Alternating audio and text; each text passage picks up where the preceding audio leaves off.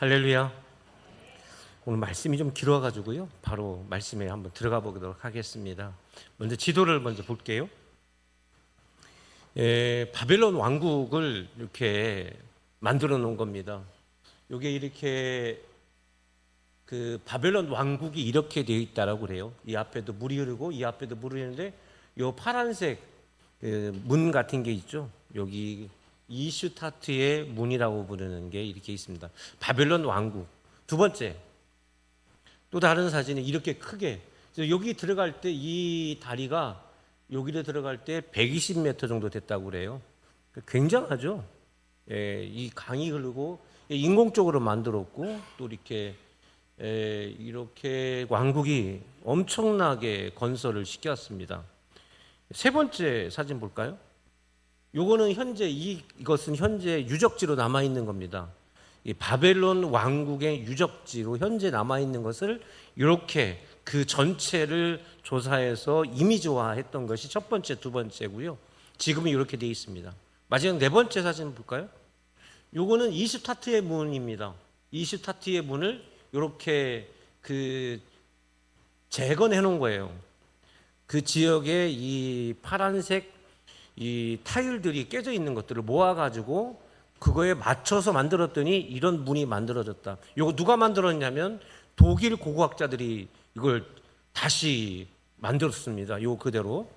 그러면 요 이슈타트의 문은 남부 이라크 지역에서 하는 거니까 이라크에 있을까요? 어디 있을까요? 독일에 가면 있습니다. 독일에 가면 저거 이렇게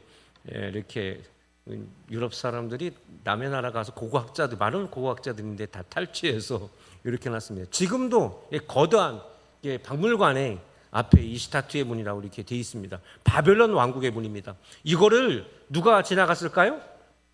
네, 바벨론 다니엘도 여기를 수차례 지나다녔을 것이고 또 다니엘은 1차에 잡혀서 왔으니까 2차, 3차에 포로로 잡혀갔던 사람들은 저 문을 통과해서 이 바벨론 땅으로 들어왔을 것이라고 봅니다.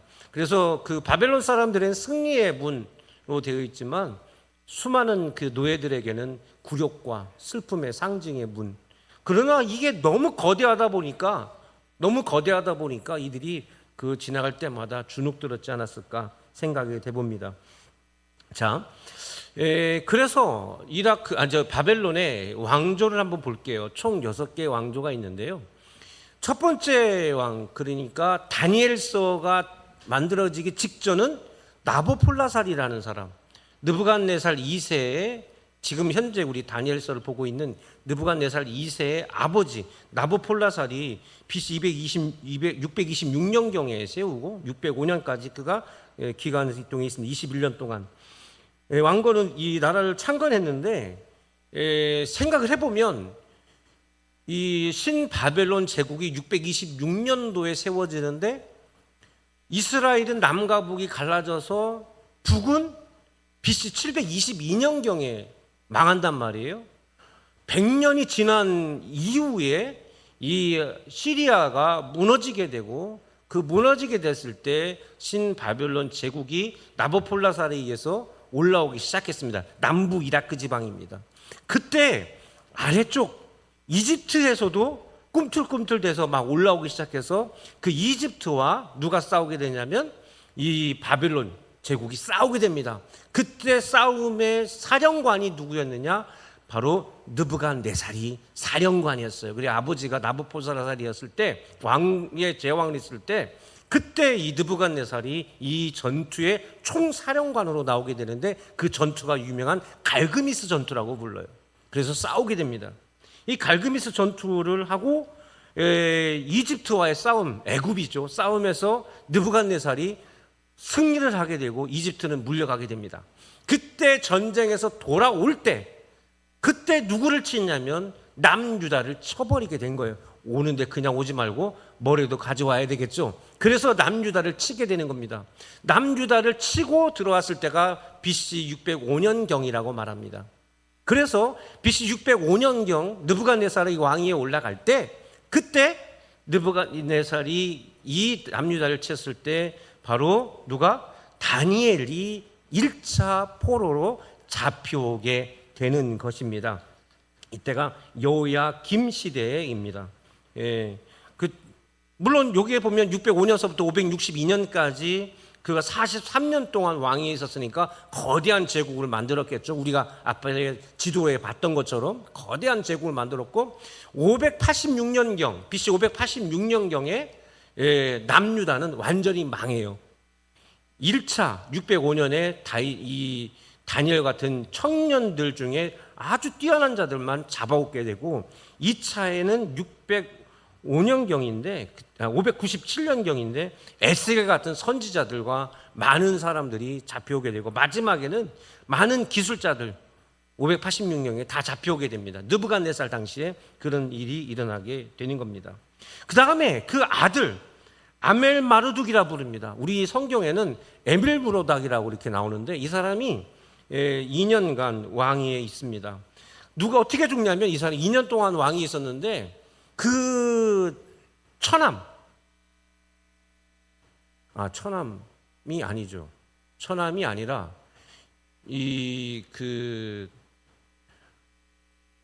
고모 뭐라고 해야 되나요? 생각이 안 나네. 사위 느부갓네살의 사위에 의해서 죽게 됩니다. 사위면 뭐가 되지? 고모부가 되나요? 고모부가 되는 거죠, 그죠? 고모부가 죽여버렸습니다. 에밀브로닥은. 그래서 아멜 마르둑이라고 부르는 사람은 이렇게 죽게 됩니다. 그리고 그 다음에 군사 지도자였던 네르갈사레셀이라는 사람이 4년 동안 왕위에 있었습니다. 얼마 못 가고 서로 계속 치고받고 하다가 죽고 죽이는 일들이 있었고요. 그리고 라바시 마르둑이라는 사람이 어린 나이에 왕위에 올려졌어요. 근데 9개월 만에 무너지게 됩니다. 그리고 마지막 왕이 누구냐면 나보니두스가 마지막 왕이에요. 그런데 오늘 5장에는 왕이 누가 나와요? 안 읽었어요? 5장? 벨사살이죠. 벨은 신의 이름입니다. 벨사살이 마지막 왕으로 나옵니다. 그래서 5장은 바벨론의 마지막 멸망이 끝나는 거예요. 여기서 끝나는 겁니다.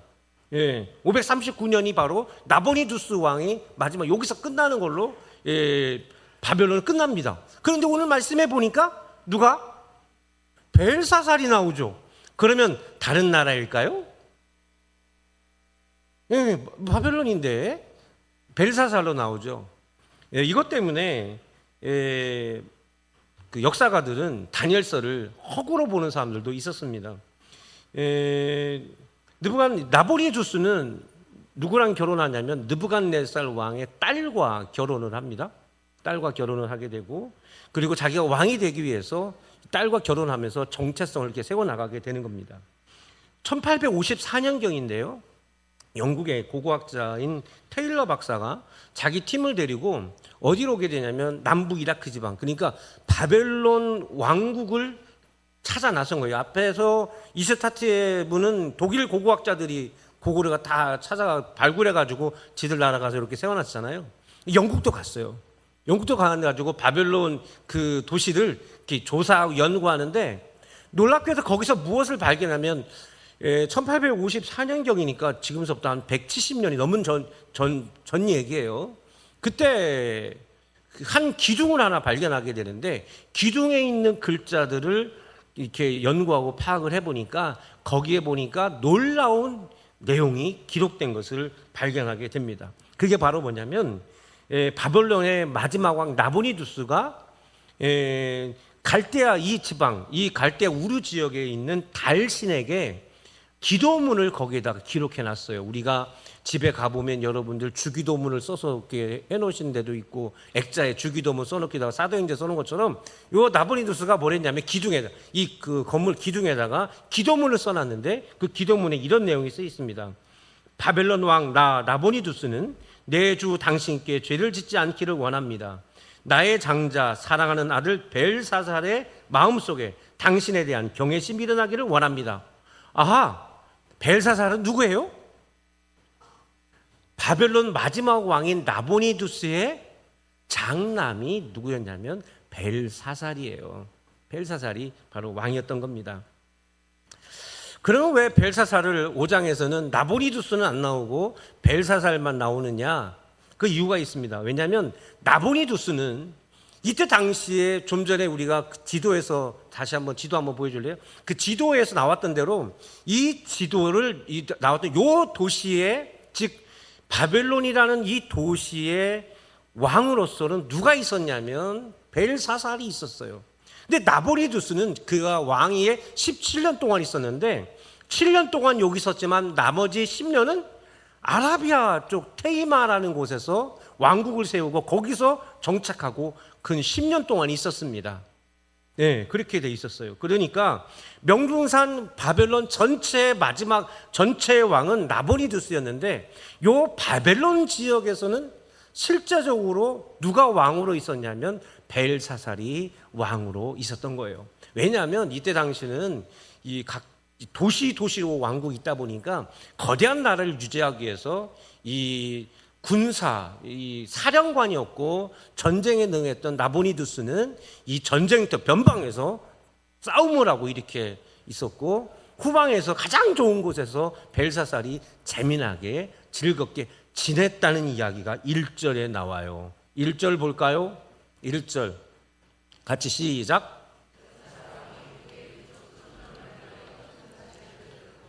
그 1000명 앞에서 술을 마시니라. 지금 이 시대는 나라가 이제 좀 전에 말씀드렸던 것처럼 거의 바벨론의 나라가 마지막 때였습니다.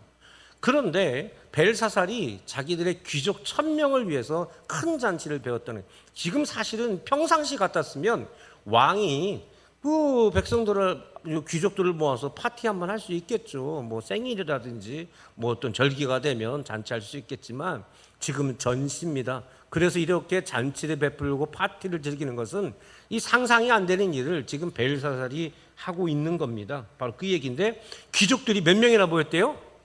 1000명이 모였죠. 1000명이 모였다는 것은 이 도시뿐만 아니라 각 지역에서 있는 그 지역의 부족장들이나 이 정도 되는 사람들을 모아가지고 1000명이나 됐다면 어마어마한 제국이고 어마어마한 사람들이 모여서 잔치를 베풀었다는 얘기입니다.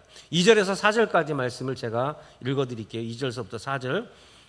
벨사살이 술을 마실 때에 명하여 그에 붙인 느부갓네살이 예루살렘 성전에서 탈취하여 온 금, 은, 그릇을 가져오라고 명하였으니 이는 왕과 귀족들과 왕후들과 후궁들이 다 그것으로 마시려 함이더라. 이에 예루살렘의 하나님의 전 성소 중에서 탈취하여 온 금그릇을 가져오매 왕이 그 귀족들과 왕후들과 후궁들과 더불어 그것으로 마시더라. 그들이 술을 마시고는 그 금, 은, 구리, 쇠, 나무, 돌로 만든 신들을 찬양하니라 라고 이렇게 되어 있습니다. 이 내용을 보면 앞에서 우리가 4장까지 봤을 때 이 느부갓네살은 하나님의 큰 은혜를 받았습니다. 그렇죠? 전쟁하는 사령관이었기 때문에 나라를 어떻게 정치를 잘 할지는 잘 몰랐어요. 명령만 하고 다 싸워라 죽여라 이것만 했죠. 근데 이 나라를, 무질서했던 나라를 질서를 만들고 이 거대한 도시와 왕국을 만들어내는데 가장 큰 역할을 했던 사람이 누구냐면 다니엘이에요. 다니엘입니다.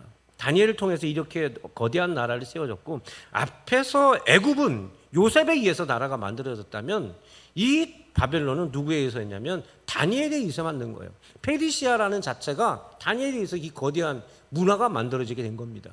그런데 그 이후에 다니엘 이후에 왕들은 나중에 이 나보니두스 같은 경우에는 종교 개혁을 합니다. 그래가지고 그 부왕을 섬겼던 그 하나님에 대한 것들을 다 잊어버리고 다른 신들을 섬기면서 심지어 그래서 그 아버지의 그렇게 정책대로 자기가 잔치자리에서 술 마시다가 뭘 하게 됐냐면 그 성전에 가져왔던 그 금그릇, 은그릇 가져와라 해가지고 그것을 가지고 술 마시는 데 썼던 거예요. 이거는 다 뭐에 쓰는 겁니까? 제사 때 쓰는 거였어요. 실제로 느부갓네살은 왕이 있을 때 유대 고대사 요세푸스가 쓴 고대사에 보면 느부갓네살은 절대로 이 성전 기물을 하나도 건드리지 않고 가만히 모셔두기만 했다라고 역사책에 기록되어 있었습니다. 느부갓네살은 특히 두로 평지가 이렇게 거대하게 만들어지고 자기의 왕위에 올랐을 때 자기의 재능인 줄 알았지만 이 풀무불 이 금신상 사건을 통해서 철저하게 하나님을 체험하게 돼서 지극히 높으신 하나님이라고 고백하는 믿음의 사람으로 느부갓네살은 하나님만 섬기는 사람이었습니다. 근데 그 후대에는 완전히 버리게 됐죠. 그래서 벨사살이 백성들 앞에서 그 술을 가지고 마시는 이런 잘못된 행동을 하게 된 겁니다. 뿐만 아니라 내용을 보니까 왕후들과 후궁들이라고 했죠. 이거 재미난 겁니다. 왕후들과 후궁들이라는 것은 자기 부인들, 진짜 정실 부인들이 많았다라는 얘기예요. 저 귀족들은 뭡니까? 각 지역에 있는 그 부족장들의 딸을 뭘로 보낸 겁니까? 부인으로 보내고 후궁으로 보내고. 그러게 보면 저게 잘 보면 지들 가족 잔치나 별 차이가 없는 그런 내용이에요. 바로 그런 일들을 하게 된 걸 볼 수가 있습니다.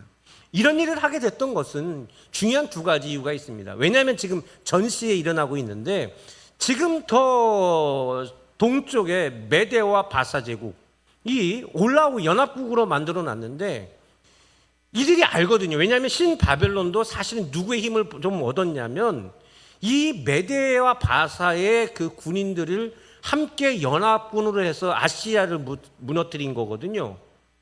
그렇게 무너뜨렸기 때문에 이들의 무력을 잘 알고 있었습니다. 그렇기 때문에 민심이 흉흉하고 있었을 때 특히 귀족들을 불렀던 건 뭐냐면 민심을 붙잡기 위해서요. 우리 아무런 문제 없어. 여기 봐라.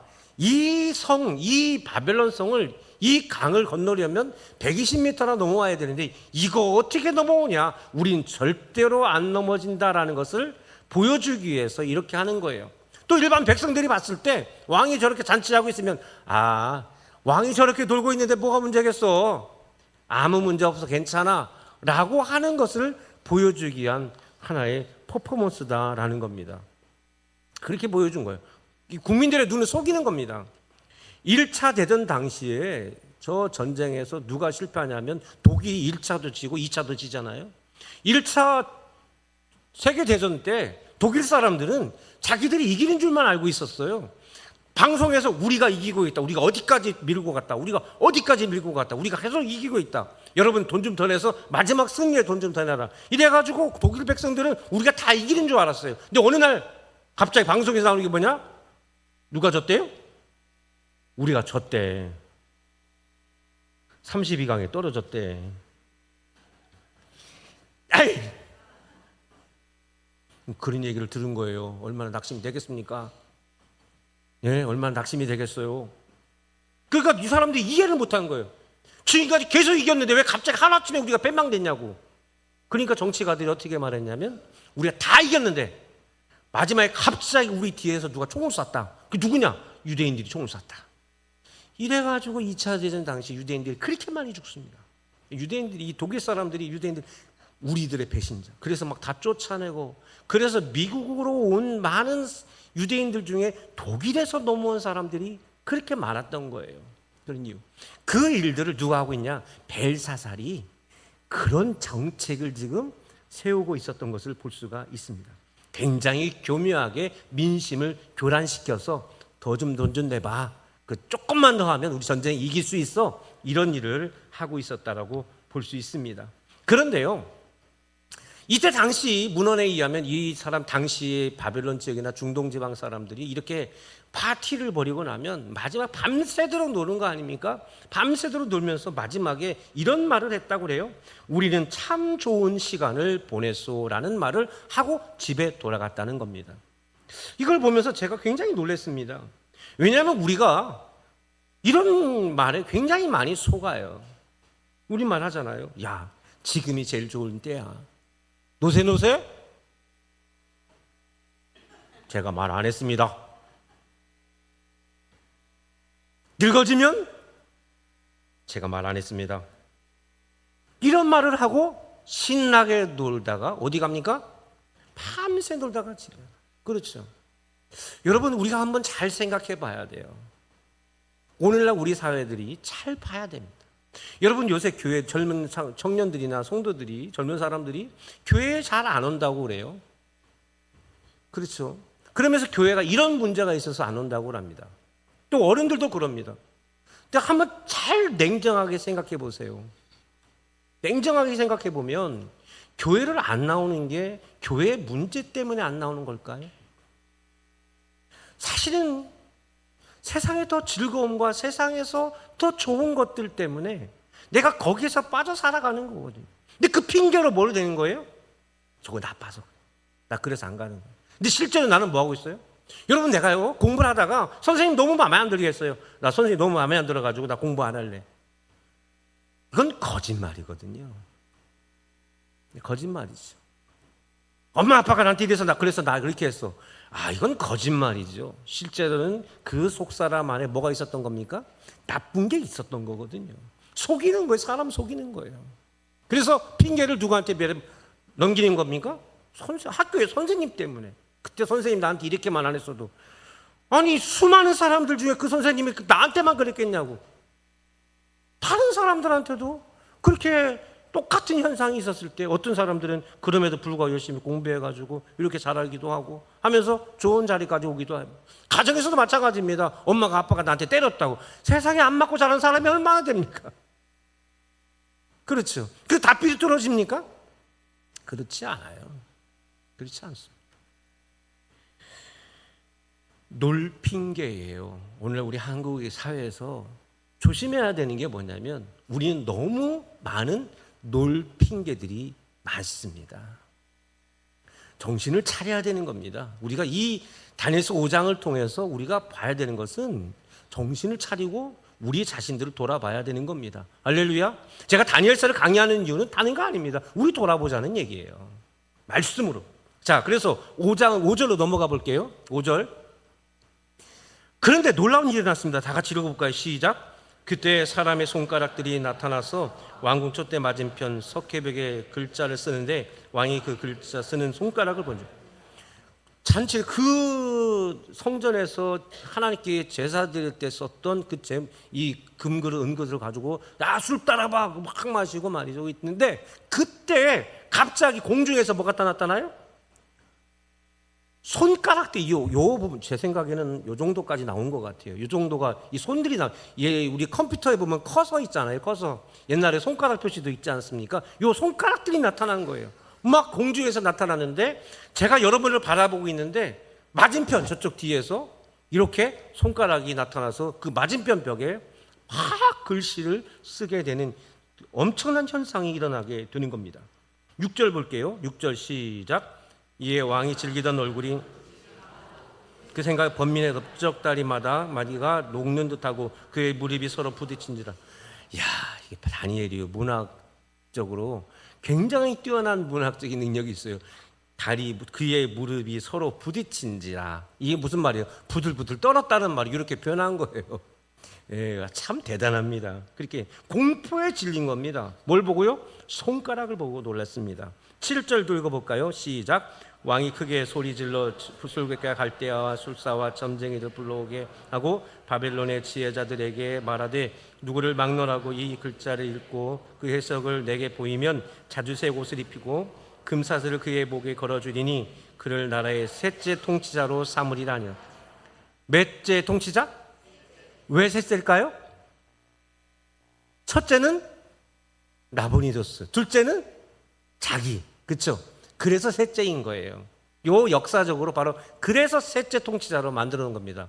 성경이 거짓말일까요? 진짜일까요? 할렐루야. 정확하게 그 문헌에 맞춰서 역사에 정확하게 맞게 이렇게 셋째 통치자로 만들어 놓은 거라고 하는 것은 벨사살이 그렇게 왕위에 있었기 때문에 이렇게 쓴 겁니다. 술객과 자기 이 선대의 할아버지였던 느부갓네살, 그렇죠? 느부갓네살에 이렇게 꿈을 꾸고 또 이게 환상을 봤을 때 술객과 술사 불렀던 것처럼 똑같이 그렇게 불렀는데 불렀다는 이야기가 나옵니다. 8절도 읽어볼게요. 8절 시작. 그때 왕의 지혜자가 다 들어왔으나 능히 그 글자를 읽지 못하며 그 해석을 왕께 알려주지 못하는지라. 불가해적이라고 하죠, 그죠? 해석이 안 되는 거예요. 글자도 못 읽고 그랬다는 얘기입니다. 이게 좀 이해가 안 가는 거죠. 왜냐하면 지금 그 다니엘서 5장이나 앞에 4장 이 뒤에 바벨론 지역에서 일어났던 이 모든 사건들은 다 뭘로 기록했냐면 아람어로 기억해요. 아람어라는 건 고대 시리아 그쪽 그 중동 지방의 언어예요. 예수님도 아람어를 쓰셨어요. 아람어를 쓴 겁니다. 그 아람어로 기록해 놨습니다. 그러니까 사실은 이 자리에 있던 사람들이 이 글자를 왜 못 읽었는지는 학자들마다 이해를 못 해요. 왜냐하면 이 문자를 당시에 분명한 글자로 썼기 때문에 다니엘도 읽었을 거란 말이죠. 근데 못 읽었대요. 뿐만 아니라 이거에 대해서 나중에는 다니엘이 무슨 말이라고 다 읽어주지 않습니까? 해석도 못했대요. 근데 문자도 분명했고 해석도 분명하게 나올 수 있는 일인데 당시 학자들이 몰랐다고 합니다. 이해가 안 가죠. 고민하다가 이게 도대체 왜 그럴까 해가지고 주석 때도 찾아보고 여러 가지 찾아봤는데 뭐 때문에 그랬다, 뭐 때문에 그랬다, 뭐 때문에 그랬다라는 얘기들이 있지만 제가 생각하기에는 이거 같아요. 이거 같다는 말은 이것은 그냥 제 뇌피셜입니다. 제 생각이에요. 딱 이 사건을 보면 뭐 어디가 가장 먼저 생각나냐면 여러분 그 춘향전 아시죠? 춘향전 뭔지 알아요? 네, 춘향전. 춘향전에 보면 이 이몽룡이 어사가 되는데 어사로 왔을 때 멋진 모습으로 오는 게 아니라 거짓골로 오죠. 거짓골로 오는데 그때 어디로 오게 되냐면 이 당시에 변학도에 이 생일 잔치에 가게 되죠. 지역 사람들 모아놓고 신나게 이렇게 잔치상이 벌어지게 되고 그날 이제 춘향이를 갖다가 아주 못되게 하려고 했던 그 잔치 자리 가장 클라이막스 직전에 그죠? 클라이막스 직전에 이 이몽룡이 거짓골로 해서 가서 나도 한 잔 주시오. 품색을 보니까 그 양반집 같은데 그래서 뭐 좀 주라 해가지고 막 주고 막 그러는데 사람들이 뭘 시킵니까? 야, 너 양반이라면은 시 한 수 읊어봐라. 막 그랬습니다. 그래가지고 그 시제가 뭐였습니까? 고였잖아요, 고. 춘향전에 어사 또 출도에만 알고 있는겨? 이런 얘기 있었던 거 몰랐어요? 자, 그래가지고 시를 쓰라고 했는데 막 그러니까 이 사람이 시를 하나 딱 쓰고 딱 주고 그냥 가버린단 말이에요. 그러니까 사람들이 뭐라고 합니까? 저 글자도 모르니까 창피해서 이제 가나보다 했는데 그 글자를 펴보니까 이렇게 써 있습니다. 금준, 미주, 천인절. 지금 한글로 읽고 있습니다. 한자를 모르겠더라고요. 어려워서. 옥반, 가요, 만성고, 총루낙시, 민루락, 가성고초, 원성고 이렇게 써놓고 갔습니다. 무슨 내용이냐? 금으로 만든 술동이에 담긴 향기로운 술은 천사람의 피요 옥쟁반에 담긴 아름다운 안주는 만백성의 기름이라. 촛대에서 촛농 떨어질 때 백성의 눈물 떨어지고 노래소리 높은 곳에 원망소리 높더라. 그래서 기름고 높을 고를 써가지고 이 시를 딱 썼어요. 멋지죠? 이야. 근데 이 시를 쓰고 이몽룡은 떠나고 났는데 그 글을 보던 사람들이 어떻게 해요?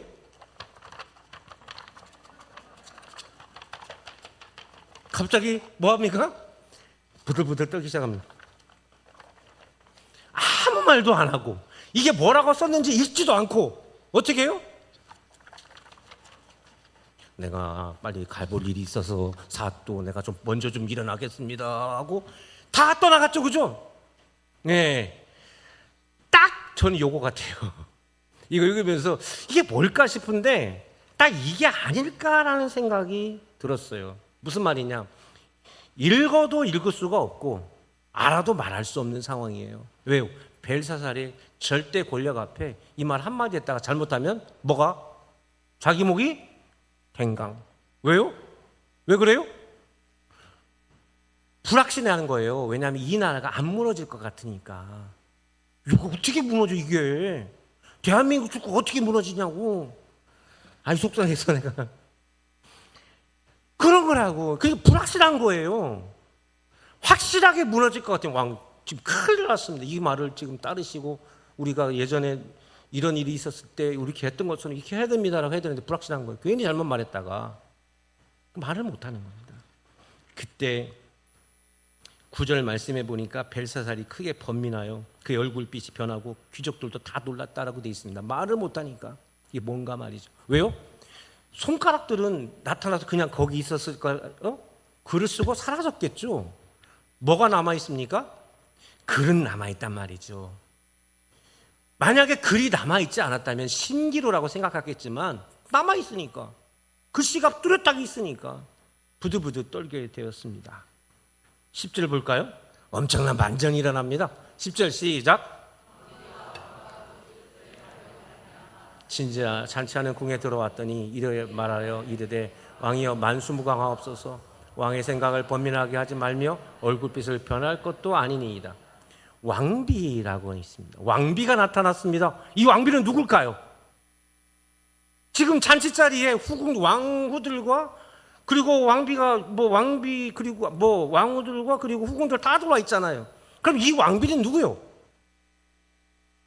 여기 원어에는 마르게타라고 되어 있습니다. 마르게타, 이것은 그 왕궁의 가장 높은 여자라는 뜻입니다. 자, 1번 대왕 대비, 그러니까 할머니죠. 왕의 할머니 1번. 2번 왕대비, 왕의 어머니죠. 세 번째 중전, 자기 진짜 첫 번째 부인. 이 셋 중에 자 1번일 것이다. 제일 큰 사람이에요. 제일 큰 사람, 여기 왕국의 제일 큰 여자예요. 자, 1번 대왕 대비다. 손 들어봐요. 그렇지. 지금 계속 제가 크다는 얘기만 하니까. 두 번째 왕대비일 것이다. 왕대비가 좀 더 있네요, 그죠? 중전일 것이다. 3번. 일 것이다. 3번이 좀 더 많네요. 여기서 여자분들이 3번 쓰는 거는 지 마누라 내두고 딴 여자들하고 놀았다 이거야. 제가 봤을 때 그런 생각이야. 이거 벨사를 지 마누라 빼놓고 진짜 부인이 온 거지. 거기에 있었어요. 거기 있었고요. 할머니는 9년 전에 죽었습니다. 저기에 참석하지 않았던 왕비, 가장 높은 여인은 누구만 남냐면 자기 엄마 느부갓네살의 딸이에요. 느부갓네살의 딸. 누구냐면 니토크리스라는 여인입니다. 니토크리스. 이 여인이 지금 할머니였어요. 자기 엄마. 다니엘도 할아버지죠. 니토크리스라는 이 자기의 어머니가 살아 있었습니다. 왕대비가 온 거예요. 이 사람은 누구를 제일 잘 알까요? 이런 사건, 역사적 사건을 가장 잘 아는 사람이 누구예요? 당연히 이 여자는 누구보다 잘 알죠. 왜요? 자기 아버지가 이런 어려움이 있을 때 누가 도와줬어요? 다니엘이 그랬던 걸 제일 잘 아는 사람이 이 여인이었던 겁니다. 그러니까 젊은 사람 여러분들, 부모님이 말하는 거 무시하지 마. 할머니 할아버지들이 말하는 거 무시하지 말아요. 할렐루야. 어른들 아무것도 모르고 말하는 것처럼 보이지만 그거 다 경험하고 말한 겁니다. 역사를 알고 있는 거예요. 여러분, 역사를 통해서 배워야 되는데 놀라운 것은 역사를 통해서 안 배운다는 게 문제죠.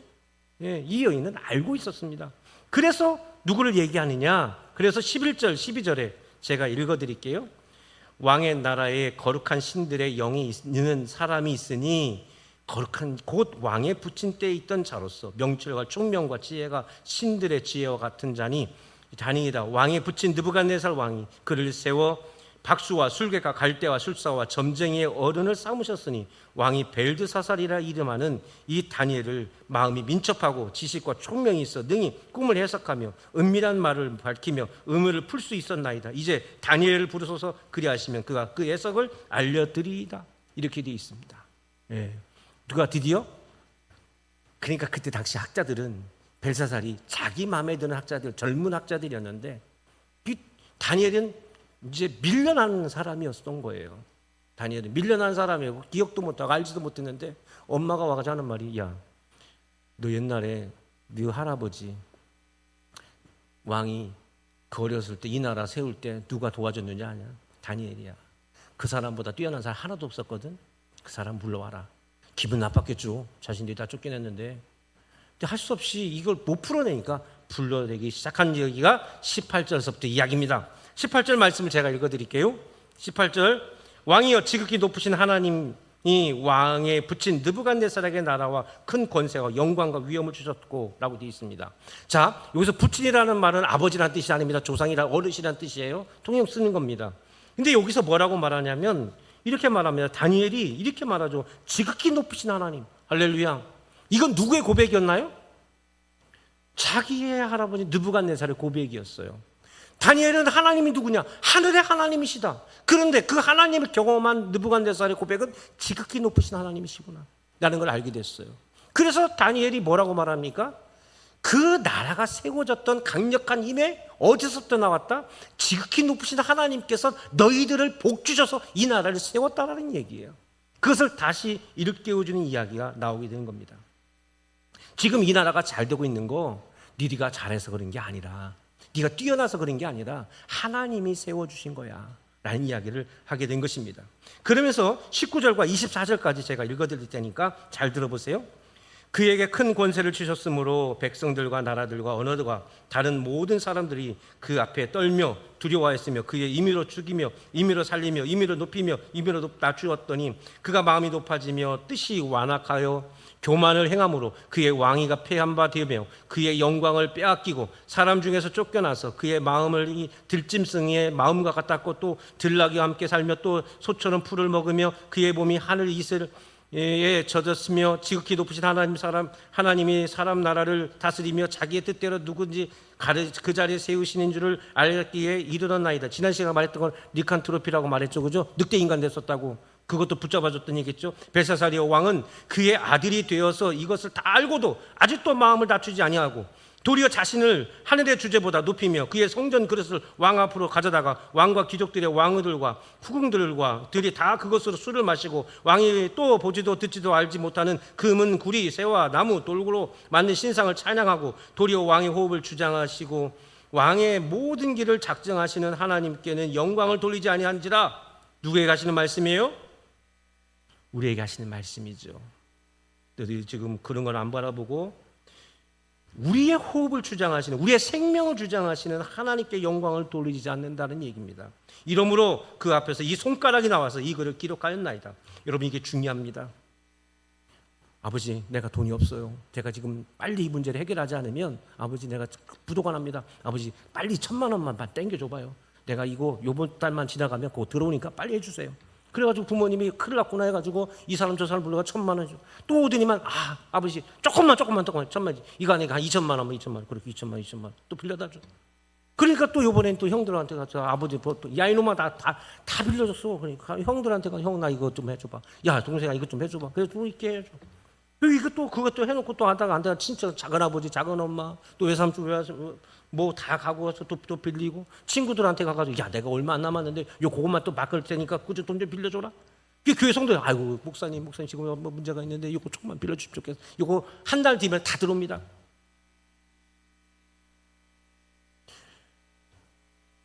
돈이 없는 사람은 돈만 있으면 문제가 해결되는 줄 알아요. 지금 다니엘이 하는 말이 뭐냐면 너는 문제가 그게 아니라는 얘기를 하고 있는 거예요. 전쟁에서 이기면 다 된다고 생각하는데 너희들 잘못 알고 있는 거야. 전쟁의 문제가 아니라 네 자신이 문제라고. 돈이 필요한 게 아니라 돈이 어떻게 버는 것이며 돈을 어디에 써야 되는지 어디서 들어오는지 어떤 곳으로 나갈지 그리고 어떻게 내가 저장할지 그거 알지도 못하고 돈 하고 있는데 돈이 너한테 들어오겠느냐? 돈이 줘봤자 안 된다 이거예요. 너도 망하고 누구도 망해요? 그런 사람한테 그런 자식한테 돈 줘봐요. 누가 망해요? 나도 망하고 아들도 망하고 나도 망하고 누구도 망해요? 친구도 망하고 친척도 망하고 형 자식들도 망하고 교회 성도들도 교회 싸우고 난리가 나는 거야 이제. 그래 안 그래요? 우리 이 교회가요 순식간에 박살나는 게 요거 하나 때문에 박살나는 거예요. 아유 장로님 나 돈이 얼마 부족한데 권사님 나 돈이 요거 빨리 하면 한 달 만에 돈 들어오는데 이걸 한 달 만에 들어올 것 같으면요 금융회사에서 봐줘요 그거. 그래 안 그래요? 뻔히 우리가 다 알고 있는데도 뭐예요? 그럼 너만 망해야 돼. 나만 망하면 돼. 다시 시작할 수 있어요. 뭐 하면 되니까? 재생하면 되니까. 이거 왜 다 이거 조금만 해결하면 안 되는 거를 왜 자꾸 누구한테 빌려가지고 왜 부모님도 망하게 하고 왜 교회 성도님도 망하게 하고 형제들도 망하게 하고 그러냐고. 벨사살이 지금 그거 자기 백성들 다 죽이고 있는 짓을 하고 있는데 뭐예요? 괜찮아. 이거 뭐 이 나라가 이렇게 되는데 뭐가 어떻다고 그러는 거야? 다니엘이 지금 그 얘기하는 거예요. 니들이 나라는 게 차라리 이 좋은 나라 이거 뭐 이것 때문에 잘 사는 게 아니라 너희 조상들이 어떻게 살았는가 한번 생각을 해보라고. 역사를 통해서 배워야 되잖아. 역사를 통해 배워야 되는데 왜 아무것도 모르냐? 라는 이야기를 하고 있는 거죠. 25절에서 28절까지 말씀에 이제 이렇게 기록합니다. 제가 읽어드릴게요. 기록된 글자는 이것이니 곧 메네 대개를 우바르신, 그거를 해석할 건데, 메네는 하나님 이미 왕의 나라의 시대를 세워서 그것을 끝나게 하셨다. 메네, 끝나게 했다는 두 번 쓰죠. 완전함, 끝나다, 더 이상 기회가 없다는 거예요. 그 선대에서는 꿈을 통해서 기회를 주시잖아요. 그런데 하나님 앞에 범죄한 벨사살에게는 기회를 줘야 안 줘요? 기회를 안 주더라. 무서워요.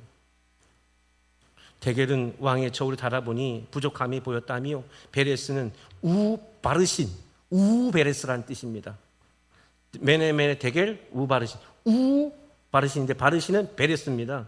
베레스는 왕의 나라가 나뉘어서 메디아와 바사 사람에게 준바되었다라고 되어 있습니다. 메네 데겔 우바르신. 너무 쉬운 글이에요. 누구든지 읽을 수 있는 말인데 그걸 아무도 못 읽었다고요? 말이 안 되는 얘기예요. 못 읽은 거예요. 29절에서 30절까지 보면, 30절, 31절에 보면 이렇게 되어 있습니다. 그날 밤 갈대아 왕 벨사살이 죽음을 당하였고 메대 사람 다리오가 나라를 얻었는데 그때 다리오는 62세였더라. 그날 밤에 끝났어요. 그 BC 539년도에 있었던 이 사건입니다. 결론, 누가복음 12장 20절 21절의 말씀으로 결론을 내리려고 합니다. 다 같이 시작. 하나님이 이르시되 어리석은 자여 오늘 밤에 내 영혼을 도로 찾으시리니 그러면 내 준비한 것이 누구의 것이 되겠느냐 하셨으니 자기를 위하여 재물을 쌓아두고 하나님께 대하여 부여하지 못한 자가 이와 같으니라. 아멘.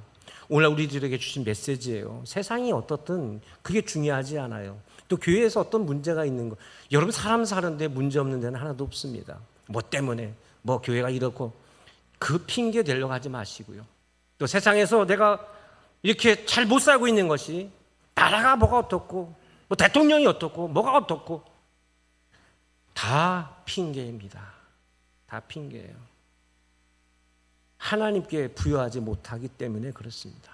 하나님께서 내게 주신 지혜, 하나님 앞에 엎드려 기도하고 내가 오늘 어떻게 살아갈 것인지, 내가 어떻게 힘을 낼 것인지, 내가 어떻게 공부를 할 것인지, 내가 어디 가서 일을 할 것인지, 이 돈을 어떻게 잘 모아가지고 어떻게 다시 움직이고 만들어낼 것인지, 그것을 생각을 하고 시작을 하고 땀을 흘리고 때때는 밑바닥에 가서 겨보기도 하고, 그런 거 한번 안 해놓고 세상은 왜 이래 하고 있으면, 패스형 하고 있으면 어떡하자는 거냐고. 그래 안 그래요? 죽으라고 한번 공부해보고 죽으라고 일해봤어야지. 왜 제 주식은 안 오가고 주식 때문에 내가 망했다고 왜 그런 엉뚱한 생각에 빠져있는 우리 젊은 사람들까지. 그러지 말아요 여러분. 그러지 말아요. 땀 흘리는 일을 하세요. 할렐루야. 가장 거룩하고 아름다운 모습은 땀 흘리는 모습인 줄로 믿습니다. 가족들을 위해서 열심히 일하는 것이 가장 아름다운 모습입니다. 미래를 위해서 열심히 공부하는 것이 가장 복된 모습입니다. 할렐루야. 남들 좋은 차 타고 다니고 좋은 집 차가 내가 뭐 하고, 그게 진짜가 아니라고. 나도 이거 있었으면 좋겠다, 그게 해답이 아니라고. 해결책을 주면 뭐 하냐고. 그 이유와 까닭을 모르는데 다니엘이 그 얘기를 하고 있는 거예요. 그건 이 백성들한테 말, 우리나라가 왜 망했느냐, 저 바벨론 망하면 되겠지, 아니라고. 우리나라가 왜 망했는지 모르는데 우리가 어떻게 다시 시작해야 되는지 알아야 될 거 아니냐고. 뭐예요? 밑바닥부터 다시 시작하는 하나님 말씀대로 우리가 하나님께 기도하면서 열심히 하나님께 우리 도와주, 역사의 주인 하나님이시니까 하나님 믿고 열심히 살아가 보자. 그래서 어떻게 돈이 들어오는 건가, 돈은 어떻게 저축하는 것인가, 이것을 어떻게 투자하는 것인가, 내가 뭐예요? 밑바닥부터 배워야지. 공부도 AI한테 시키지 말고 수학 문제 나 혼자 풀어봐야지. 선생님이 가르쳐준 대로 하지 말고 내가 한번 스스로 한번 해봐야지. 영어 단어도 매일마다 한번 외워봐야지. 내 머리로. 컴퓨터가 아니라. 아버지 하나님, 어떡하면 좋아. 다니엘이 그 얘기하고 있는 겁니다. 메네메네 데겔 우바르신. 오늘 이 말씀이 우리 소망의 모든 가족들에게 비전의 메시지가 될 수 있기를 주님의 이름으로 바랍니다. 다른 것 아닙니다. 우리가 힘쓰면 반드시 역사하는 것이 있습니다. 그 믿음을 여러분 가지고 갖고 여러분 눈앞에 보이는 것 그것에 넘어지지 않고 하나님을 바라보고 지키 높으신 하나님이 내 편이라는 생각을 가지고 여러분께서 열심히 무엇인가를 위해 달려가면 반드시 뜻이 이루어진다는 사실을 믿는 여러분들 하나님께 대하여 부요한 자 되시기를 주님의 이름으로 바랍니다. 아버지 하나님 감사함을 드립니다. 나라가 망할 지경인데도 이렇게 놀고 먹고 있습니다. 이것을 핑계 삼아 다른 사람들의 도움을 받으려고 하는 이 악한 생각 속에 있었습니다. 아버지 하나님께서 이 역사 이야기를 오늘날 우리들에게 주신 것을 기억하며 우리가 오늘 어떻게 살아가야 될지 하나님을 영광 돌리는 삶이 무엇인지 다시 한번 돌아보며 우리의 나아갈 바를 다시 돌아보는 그러한 시간 되게 앞서서 세상의 것들에 흔들리지 않게 하여 주옵시고 땀 흘릴 줄 아는 그 지혜, 현장에 나가서 내가 부딪힐 줄 아는 그 지혜, 열심히 공부할 수 있는 그런 지혜들이 우리 가운데 생겨날 수 있도록 도와주옵소서. 예수님 이름으로 기도드립니다. 아멘.